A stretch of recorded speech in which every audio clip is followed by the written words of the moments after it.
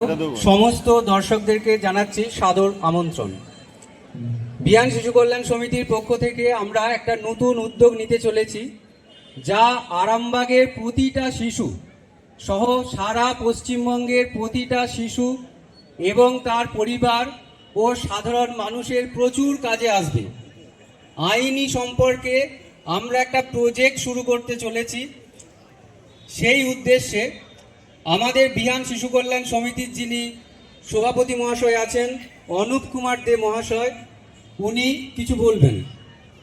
তো প্রত্যেককে অনুরোধ করব, যারা বইমেলার স্টলে আছেন, একটু 2 মিনিটের জন্য আমাদের এখানে মঞ্চের সামনে চলে আসুন। আপনার বাড়ির শিশুটা বা আপনার পাশের যে শিশুটা আছে, সেই শিশুটা বিপদে পড়লে আপনি আইনের যদি কোনো সহযোগিতার দরকার হয়, আপনি নিজের স্মার্টফোনে সেটা পেয়ে যাবেন। তাই প্রত্যেককে অনুরোধ করছি, কিভাবে পাবেন সব কিছু আমরা এখানে জানিয়ে দেব। একবার মঞ্চের সামনে চলে আসুন। এখন অনুপ কুমার দে মহাশয় আপনাদেরকে কিছু বলবেন। নমস্কার, আমি বিহানের একজন সদস্য এবং কর্মী। এই বিহান শিশু কল্যাণ সমিতি গত কয়েক মাস পূর্বে আমরা তৈরি করেছিলাম।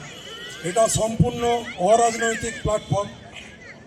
এখানে কোনো রাজনীতির গন্ধ আমাদের মধ্যে নেই এবং কোনো অর্থনৈতিক ব্যাপারও নেই, যেখানে প্রতারিত হবেন বা কোনো কিছু অসুবিধা হবে, সেই জিনিস আমাদের এই বিহান শিশু কল্যাণ সমিতির কাছে পাবেন না। আমরা আজকে এই যে বিহান শিশু কল্যাণ সমিতিতে আমরা এসেছি এবং এই প্ল্যাটফর্মটা আমরা পেয়েছি, তার জন্য এই গ্রন্থমেলার উদ্যোক্তাগণের আমরা কৃতজ্ঞতা জানাই। প্রথম, এই বিহান শিশু কল্যাণ সমিতি কি এবং এর উদ্দেশ্যটা কি সেটা আপনারা অবগত হন।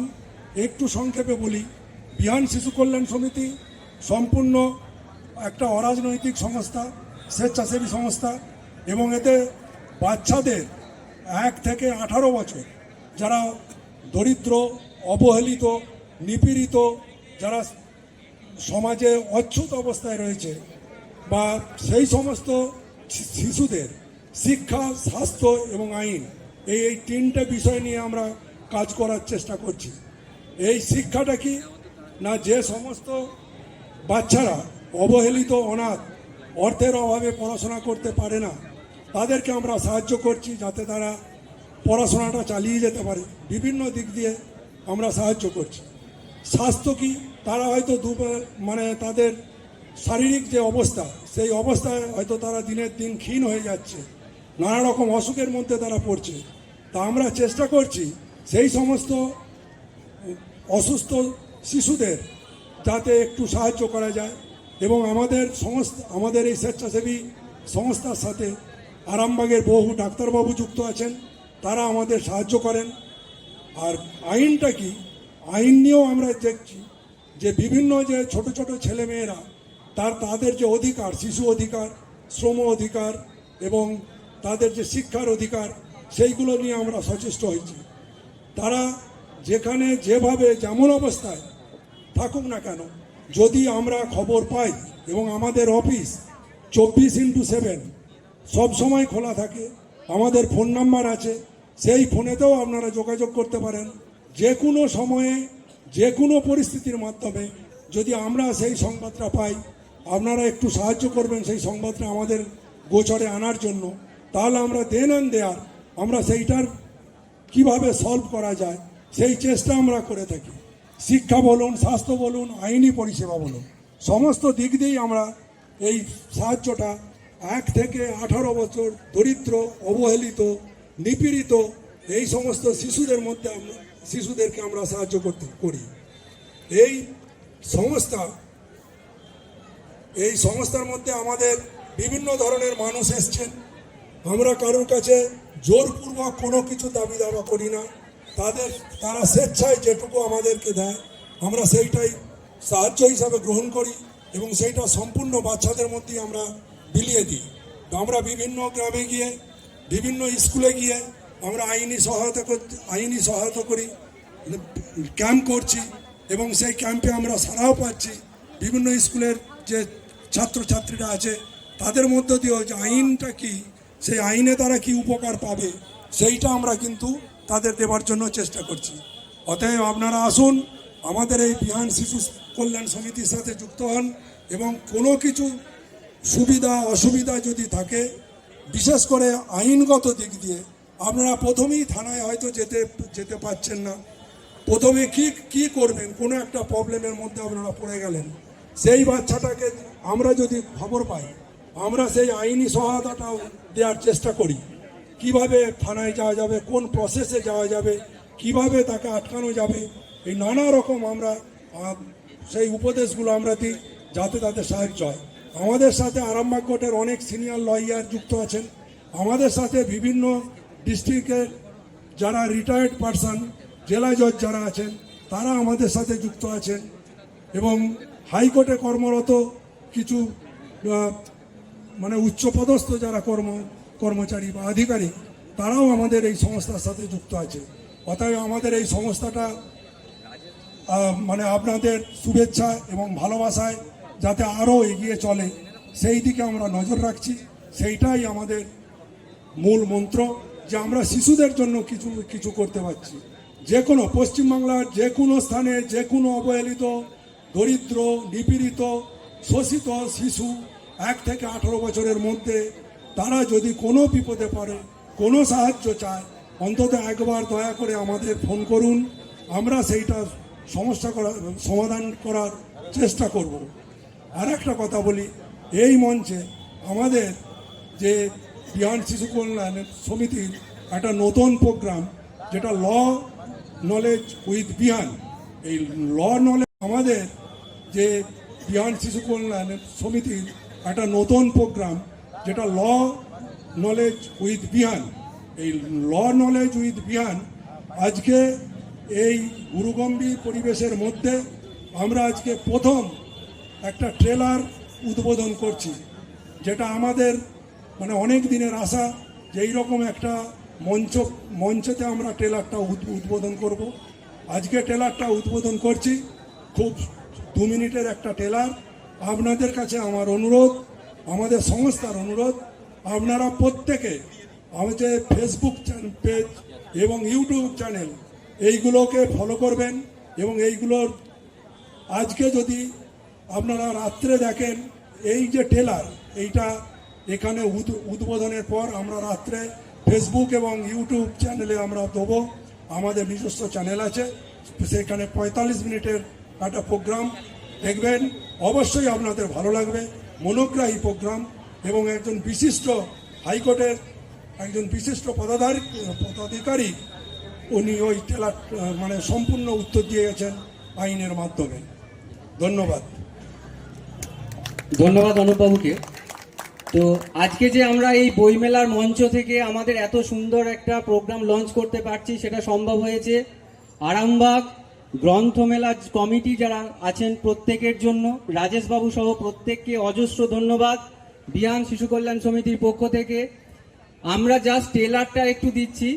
প্রতিটা মানুষের মনে আইন সম্পর্কে যা যা প্রশ্ন থাকতে পারে, অ্যাক্ট বেসিসে আমরা মাসে 2টো করে এপিসোড ইউটিউব এবং ফেসবুক চ্যানেলে আপলোড করব, যেটা সব সময়ই পাবেন। এমন অনেক সময় হয় যে আমার বাড়িতে কোনো বাচ্চাকে নিয়ে কোনো কিছু একটা সেনসিটিভ ঘটনা ঘটে গেছে, যেটা আমি আমার নিজের লোকের সাথেও শেয়ার করতে পারছি না। কারো কাছে গিয়ে আমি কোনো প্রশ্নটা যে করব সেই মানসিকতাটা আমার নেই, কারণ লোকে কি ভাববে। তো আপনি নিজের ফোনটা খুলে এটা দেখে নিতে পারবেন। তো আমি অনুরোধ করব যে আমাদের ট্রেলারটা লঞ্চ করার জন্য, এবং সম্পূর্ণ ভিডিওটা আজকে সন্ধ্যে 8টার পর আপনারা নিজের নিজের ফোনে পেয়ে যাবেন।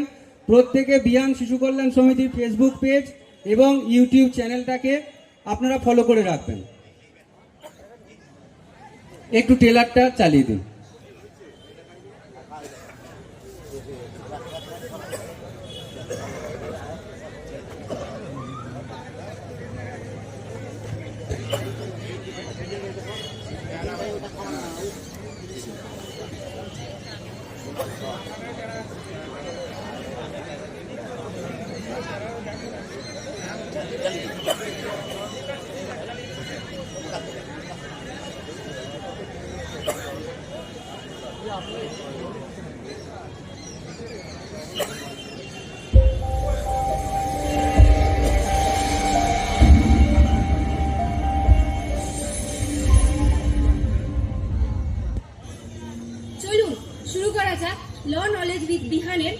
নেতৃত্ব। আমরা নাবালিকাদের বিয়েতে অতিথি হয়ে গেলাম, সেখানে গেলাম, তাহলে এই যে বিয়েতে যখন উপস্থিত থাকলাম, সেখানে যারা উপস্থিত হলো তাদেরও কি কোনো শাস্তিযোগ্য অপরাধ হতে? চাইল্ড ম্যারেজের ক্ষেত্রে চাইল্ড অবস্থায় যদি তার কোনো বাচ্চা হয়, সেই বাচ্চা কি ভারতীয় সংবিধানে স্বীকৃতি পাবে? ভারতীয় প্রচলিত আইন অনুযায়ী শিশু বলতে কাদের মানে বোঝানো হয়? আচ্ছা, মুসলিম ম্যারেজের ক্ষেত্রে বিভিন্ন আইন আছে, তাতে কি এই বয়সটা ছাড় দেওয়া আছে? চাইল্ড ম্যারেজ প্রভিশন অ্যাক্ট 2006 আনা হলো, কেন প্রয়োজন পড়লো এটা নতুন করে আইনটা আনা? কি কি সমাজের ক্ষেত্রে পরিবর্তনটা দেখা দিল যে এই আইনটা প্রয়োজন আছে? কোনো ভারতীয় তারা চাকরির ক্ষেত্রে বিভিন্ন সূত্রে তারা বিদেশে আছেন, তাদের ক্ষেত্রে কি আইনটা প্রযোজ্য হবে? আইনে বলা আছে যে চাইল্ড ম্যারেজ প্রভিশন অফিসার আছে, এই অফিসার কোথায় থাকে, কার আন্ডারে থাকে, এবং তার সাথে কিভাবে দেখা করা যায়? চাইল্ড ম্যারেজকে কেন আমরা ভয়েডেবল বা বাতিলযোগ্য বিবাহ বলবো? কেন বলবো যে আচ্ছা, এই যে শিশুদের বিবাহ বাতিল করার জন্য এর কি কোনো বয়সের সীমা আছে? হয়ে গিয়ে ডাক্তার সেই বিলো এজ, অর্থাৎ সে নিজের হওয়ার আগেই তার যদি বাচ্চা হয়, সেক্ষেত্রে কি ডাক্তারবাবু সেই কিংবা নার্সিংহোম কর্তৃপক্ষ তারা কি সমতভাবে থানায় কি কোনো জায়গায় অভিযোগ জানাতে পারবে? চাইল্ড ম্যারেজের ক্ষেত্রে হাজব্যান্ডের কি শাস্তি হতে পারে? চাইল্ড ম্যারেজের ক্ষেত্রে যারা প্ররোচনা দেয়, অর্থাৎ যারা দেখে শুনে বিয়ে দেয়, তারা প্ররোচনা, তাদের কি আইনগতভাবে কোনো তাদের হচ্ছে পানিশমেন্ট হওয়ার জায়গা আছে? শিশুটা বিবাহ হলো, এই বিবাহ শিশুটা অবস্থা থাকাকালীন যে মামলা মকদ্দমা করলো, তার মাঝে কি সে তার স্বামীর কাছ থেকে মেনটেনেন্স পেতে পারে? কিন্তু আবার পরবর্তী আইনে যখন 370 ধাপ অবলুপ্তি হবে, তারপরে এই আইনটা এই আইনটা সেখানে ক্ষেত্রে প্রযোজ্য হয়ে গেল, ক্ষেত্রে সমানভাবে প্রযোজ্য। প্রযোজ্য হয়ে গেল। আগে ছিল অপশনাল, রেস্ট্রিক্ট, না করলে না করলে, কিন্তু এখন প্রহিবিশন, টোটাল প্রহিবিশন বা নিষিদ্ধ হয়ে গেল। ধন্যবাদ সকলকে। যে প্রশ্নগুলো দেখলেন, এই প্রশ্নগুলো ছাড়া আরও এরকম বহু প্রশ্ন আছে, তার উত্তর আমরা দিলাম না এখানে। এবং যিনি জজ সাহেব আছেন, উনি দুটো জেলার ডিস্ট্রিক্ট জজ সাহেব ছিলেন, হাইকোর্টের রেজিস্ট্রার জেনারেল ছিলেন, এখন অ্যাডামাস ইউনিভার্সিটির ল কলেজের প্রফেসর। মানে আমরা যে ল নলেজে যাদেরকে গেস্ট হিসাবে আনছি, প্রত্যেকে ভীষণ ভীষণ রকমভাবে নলেজেবল, যাদের কাছে সাধারণ মানুষ পৌঁছাতে পারবে না। তো যে প্রশ্নগুলোর উত্তর দিলাম, আরও বহু প্রশ্ন আছে, সব কিছুর উত্তর আপনারা পেয়ে যাবেন সম্পূর্ণ ভিডিওটাতে। চোখ রাখুন এবং বিয়ান শিশু কল্যাণ সমিতির ফেসবুক পেজটাতে আপনারা যাবেন, সেখানে সাবস্ক্রাইব করুন এবং ইউটিউব চ্যানেলটাও সাবস্ক্রাইব করুন। আজকে 8টার পর সম্পূর্ণ ভিডিওটা আপনারা পেয়ে যাবেন। আবারও একবার ধন্যবাদ জানাই আরামবাগ গ্রন্থমেলার কমিটির সমস্ত মেম্বারদের, রাজেশবাবু সহ প্রত্যেককে, এবং যারা যারা আজকে এখানে জমায়েত হয়েছেন সকলকে ধন্যবাদ জানিয়ে আমাদের বিয়ান শিশু কল্যাণ সমিতির এই যে ক্ষুদ্র অনুষ্ঠানটা আমরা এখানেই শেষ করলাম।